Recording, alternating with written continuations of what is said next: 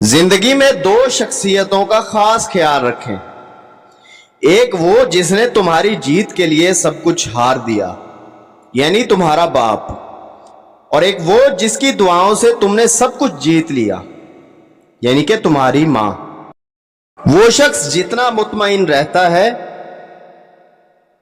وہ شخص اتنا ہی زیادہ دولت مند ہوتا ہے، کیونکہ اطمینان فطرت کی سب سے بڑی دولت ہے.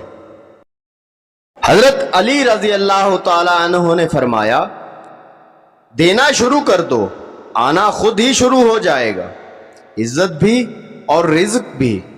دل کی دوا کی یہ 5 چیزیں: قرآن کریم کی تلاوت، روزہ رکھ کر پیٹ خالی رکھنا، تہجد پڑھنا، رات کے آخری حصے میں دعا کرنا، اور نیک لوگوں کی صحبت اختیار کرنا.